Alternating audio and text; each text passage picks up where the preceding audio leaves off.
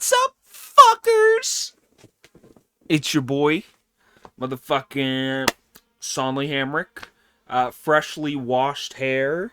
Look at that shit. It's nice and fucking thick.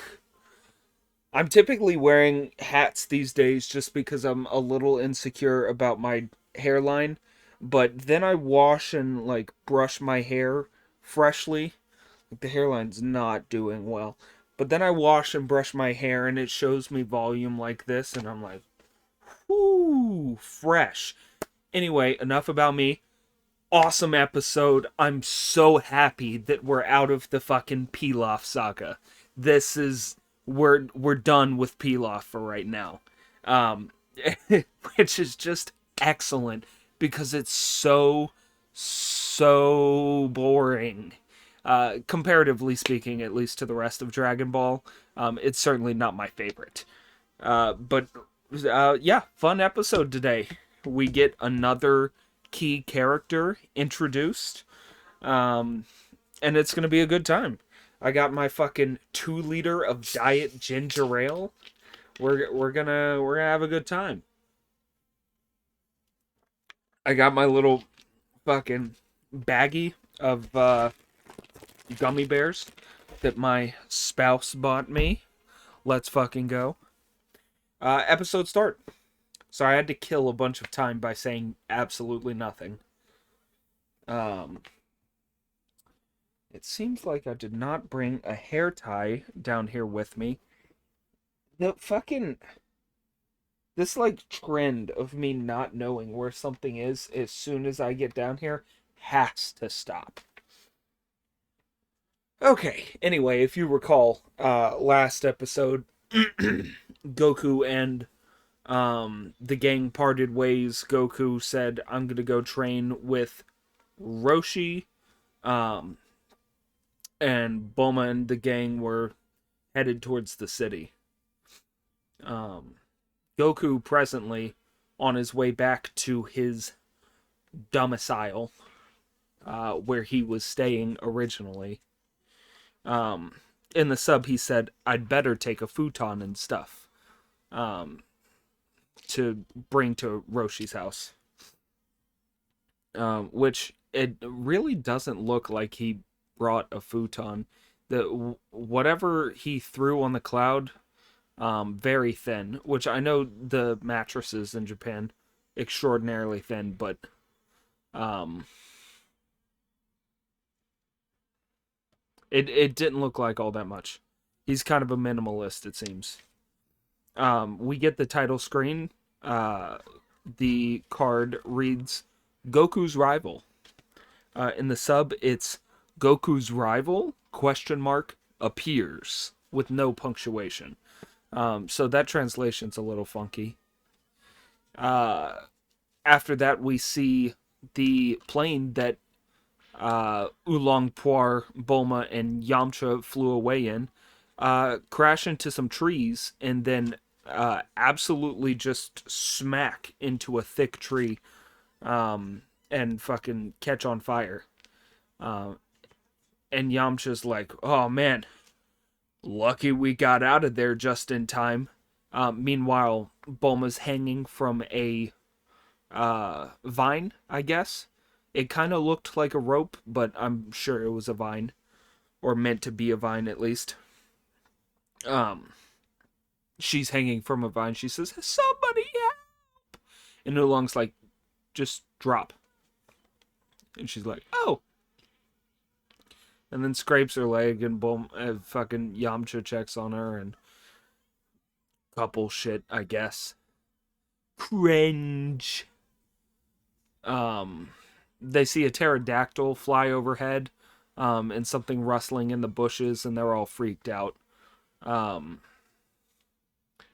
and we change pictures to see a figure cloaked in a purple light, racing through the forest and kicking trees. He's bald-headed and short. 6 dots on his head.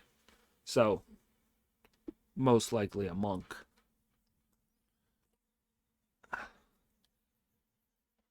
He's extraordinarily pale, bald, full of himself, wearing a yellow garb with, I think, a red sash.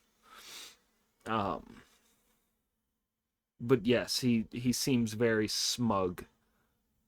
Goku, back to him, flying on the Nimbus, or flying on the Kinto Un, um, across the ocean, just kind of enjoying himself on his way to Roshi's, which we love for Goku. Unfortunately, if you've seen Z, a lot of it is him not enjoying himself.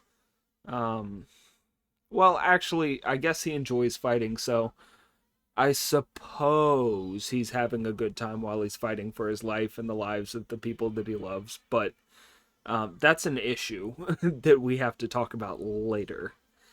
Anyway, flying over the water, he flew into a cave, through the cave, spooked a bunch of bats. He was like, "Ooh, it's dark in here."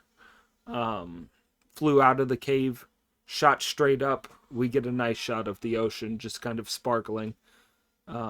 So Goku's really living his best life. But eventually he reaches what seems to be the middle of the ocean and finds Kame House. Um, he says, "Hello, hello, Roshi, I'm here." Walks up to the front door. There's no response. He's just casually like looking around, peeking through the window. He sees an exercise video with Roshi kind of propped up directly in front of it. And I think this was before that kind of, if you sit too close to the TV, your eyes will be bad in the future. You know, those things that parents told kids to fucking move away from the TV. Um, but he finds Roshi sitting there, and he can't get his attention until he steps directly next to him and yells in his ear. Um,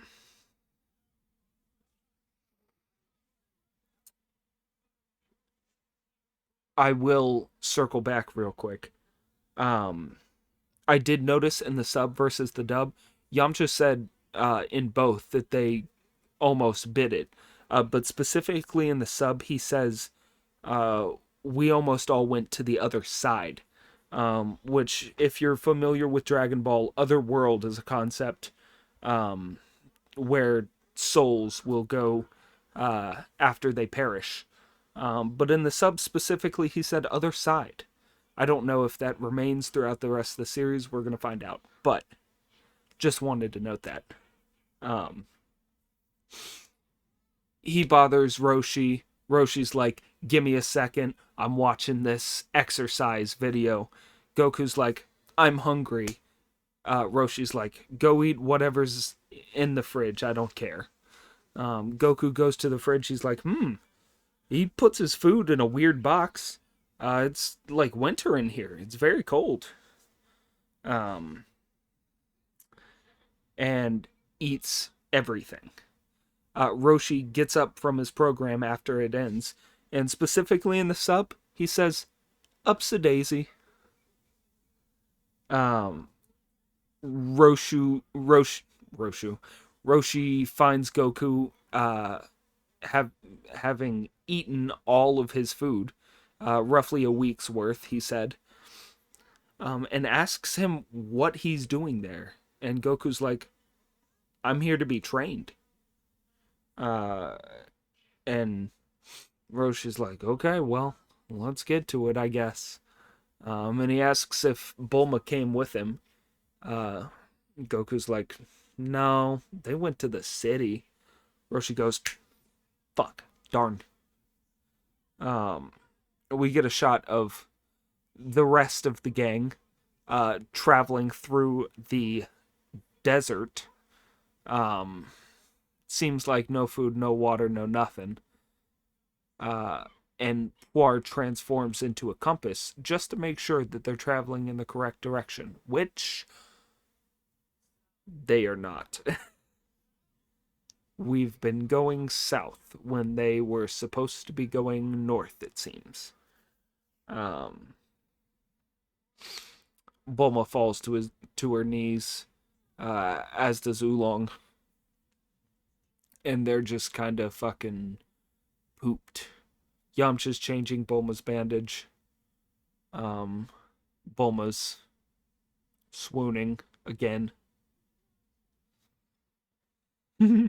Yamcha's swooning again. Oolong says, "Spare the cheese," which, that's so relatable, King.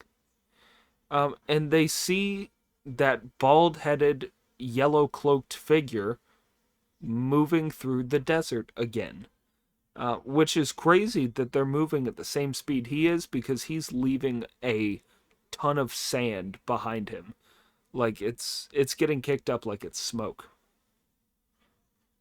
Roshi's like, "Are you sure you want to train me?" And Goku's like, "Yeah, I don't mind. I just want to get strong." Roshi poured himself a beer. Um, and he tasks Goku with finding him a girl. A gal. Sorry. Gal.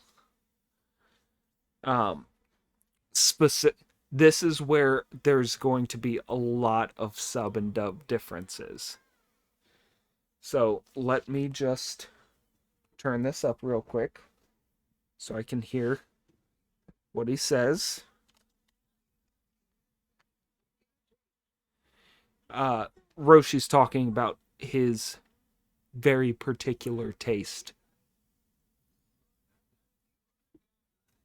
He has a few guidelines. Someone with fair skin, not too young, not too old, lots of money.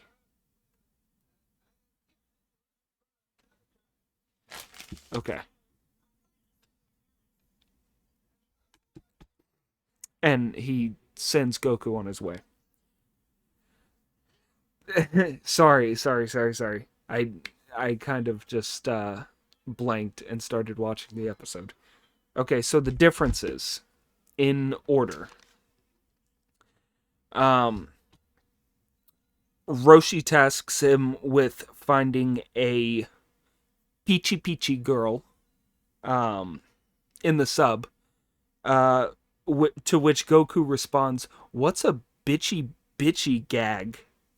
Literally translated, bitchy gag, which is so iconic.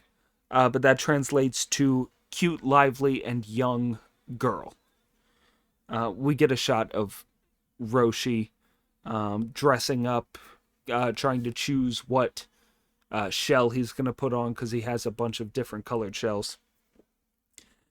But Goku asks, "What's a bitchy gag?" From there, Roshi, describing his preferences, says he wants cute, lively, young, muchuli, which is voluptuous. And then I googled that, and it said plump/chubby. But I don't think Roshi's type is actually plump or chubby, so I'm interpreting this to mean big tits, big ass. That's what I think he wants. I'll ask my own Roshi, Mike, if that tracks for this Roshi.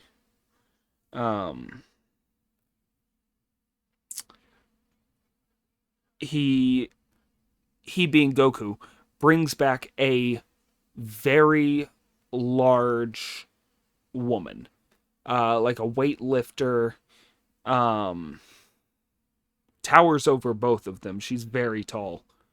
And he's like, "This does not work." She says, "You need me for something?" And Roshi's like, "Oh, no. Meanwhile, we get a shot of Goku flying off, but the bald-headed, yellow-clad man on a boat sailing towards the island. Goku calls his attention once again, and he can't find Roshi.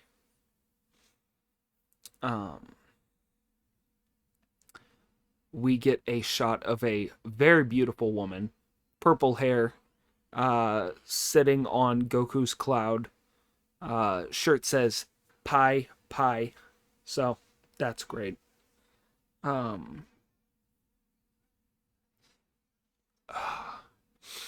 Goku asks, "Is this your type?" After he finds Roshi, and Roshi's like, "Yes, you hit the jackpot. This is exactly what I wanted." Um,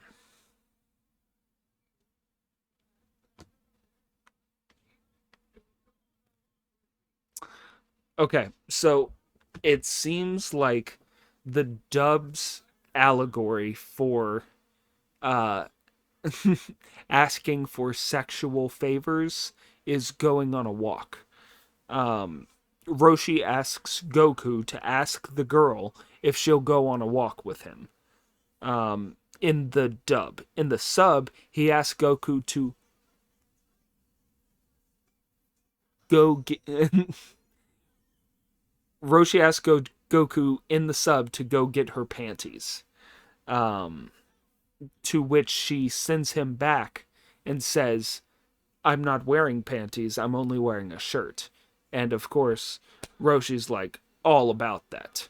In the dub, he sends Goku to go ask her if she wanted to go for a walk, and she sends Goku back to say, "I'd rather go for a swim instead."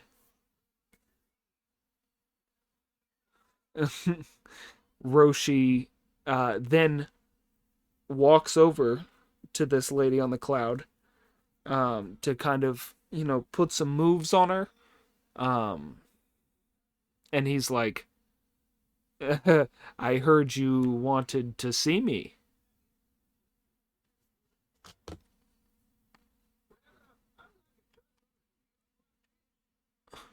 Oh, uh, he said, "I'm like a turtle and you're like a fish. So what do we go inside? What do you say we go inside and learn more about our species?" He says, "You're like a fish because she's a mermaid." He walks over to the cloud as if to like put some moves on her, and then immediately spots her tail, and he's like, "What can I do with this?" And then looks up a little bit to the Pai Pai shirt. And in English, it's Pai Pie. In the sub in Japanese, it's Pai question mark. I wrote it down because, of course, I wrote it down. Yes, in the sub, it's Pai. Um, so Roshi in both languages is horny because he sees boobs and he's like, "Oh, even if she's a mermaid, I can still honk honk honk honk honk." But um, in the sub, he literally asks to pinch her boobs.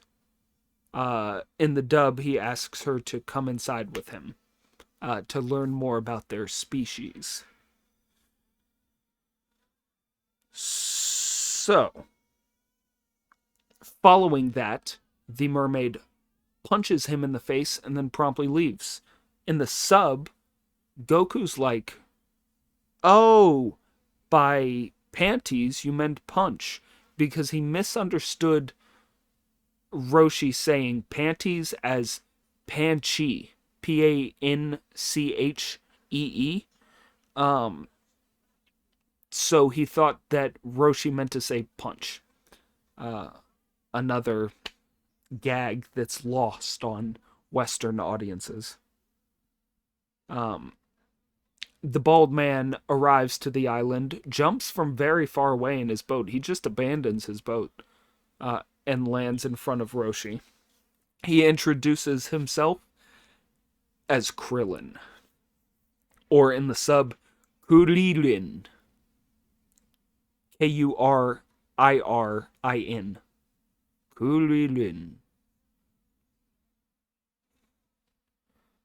Um, when he lands on the island, he lands head down.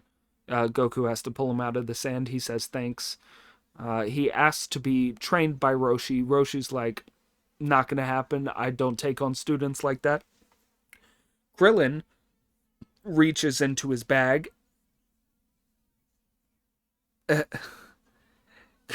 Krillin reaches into his bag and offers a nudie magazine to Roshi as a means to bribe him. Roshi naturally walks off with that magazine and just kind of ogles it. Krillin, in the sub, asks if Goku came to train under Roshi because he likes the Budo arts. But in Japanese, I guess Budo can also mean grape. So Goku says, I like Budo. As if to say, I like grapes. And Krillin's like, are you making a joke? You're not very funny. And then Goku says, your head's like a pachinko ball in the sub. But all of that is interrupted by Master Roshi coming over to them and saying, okay, Krillin, you go with Goku to find me a girl.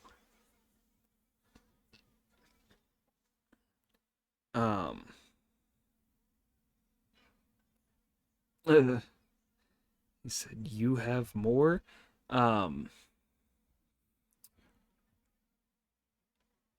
Roshi is ready to reject Krillin again as a student, and then Krillin bribes him with more pornography.